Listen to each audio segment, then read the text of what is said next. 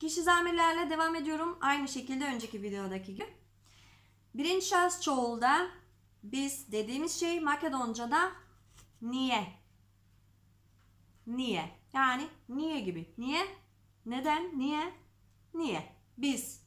Çok iyi bağlantıyı kurabiliyoruz. Yani bir soru işareti koyabiliriz burada. Niye? Biz demekmiş Makedonca'da. Çok iyi. Şimdi diğerler çok benziyor. O yüzden çok aslında kolay bir şekilde ezberleyebilirsiniz bunu.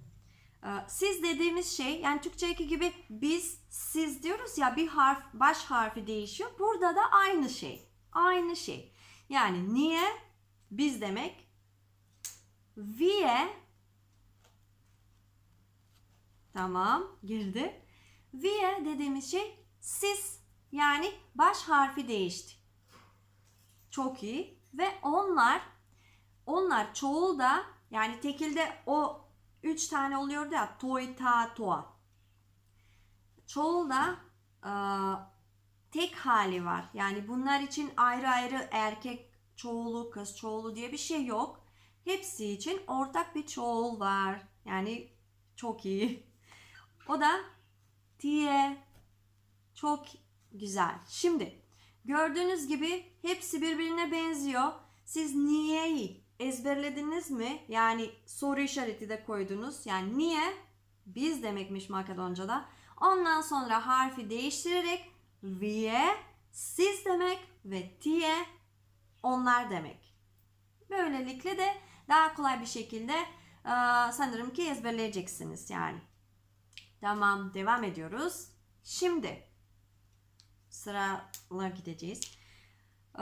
Ek fiili dediğimiz gibi, yani Makedonca'da çok önemli bir fiildir ve onun şekilleri var. Yani özneye göre ya da kişi zamirine göre değişiyor. Yani hepsiyle aynı değil. Yani ortak bir şey yok. Hepsi farklı oluyor. Tamam mı? Tüm şahıslar için farklı.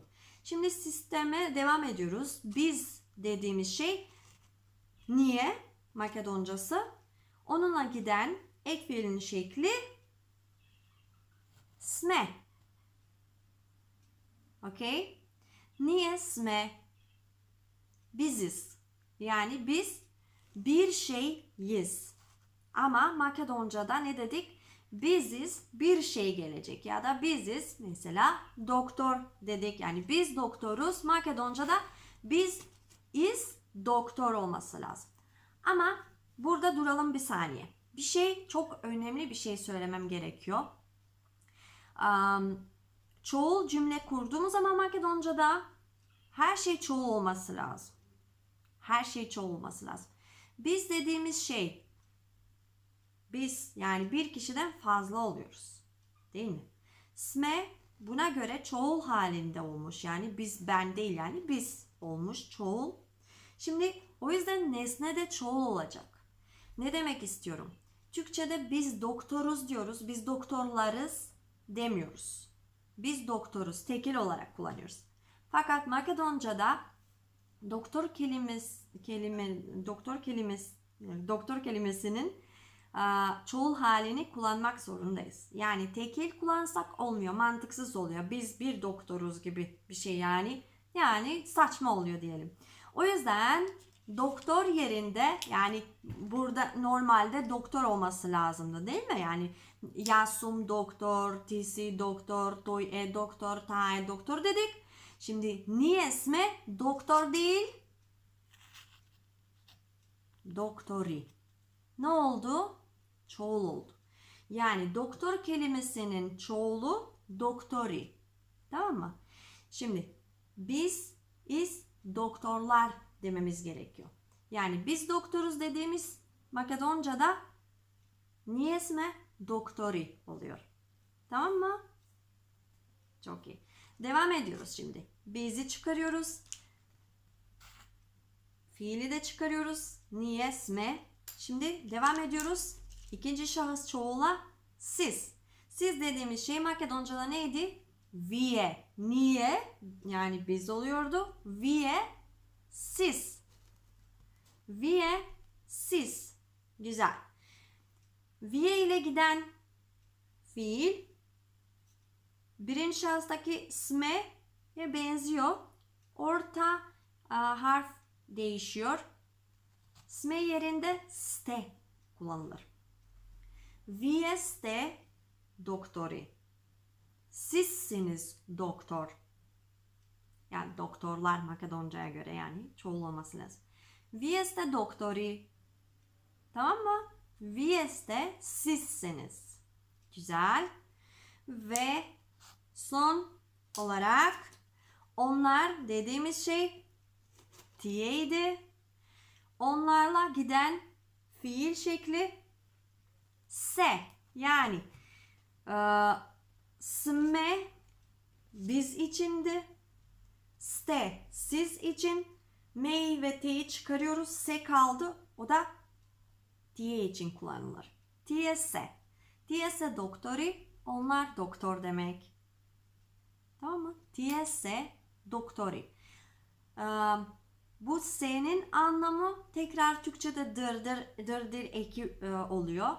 Onlardır doktor. Yani onlar doktordur gibisinden. Tekrarlıyorum. Yaz sum doktor. Ben doktorum. Ti si doktor.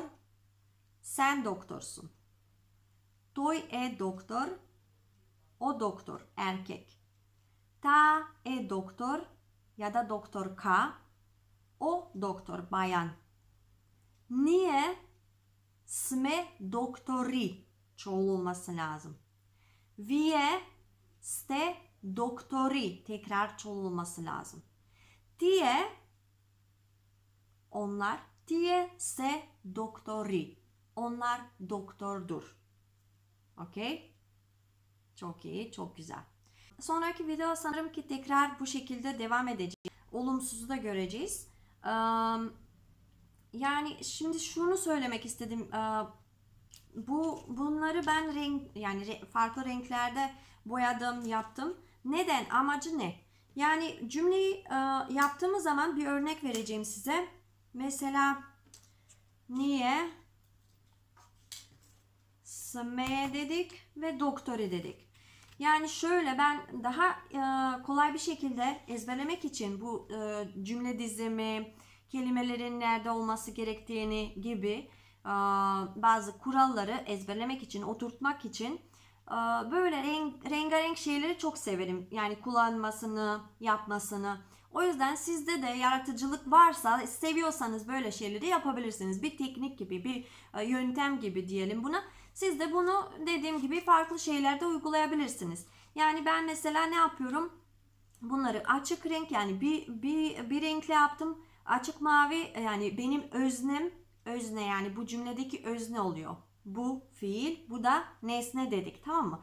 Şimdi cümledeki öznem açık mavi oldu. Cümledeki fiil kırmızı oldu ve nesnem yeşil oldu. Yani demek istiyorum ki her zaman bu şekilde devam edeceğim. Yani yapacağım tüm cümleler bu şekilde dizebilirim, çizebilirim, boyayabilirim. Daha kolay ezberlemem için. Tamam mı? Aha cümlede mavi nerede duruyordu? İlk yani özneydi. Yeşil yani nesneydi gibi. Kırmızı yani yanıyor. Kırmızısız olmaz yani.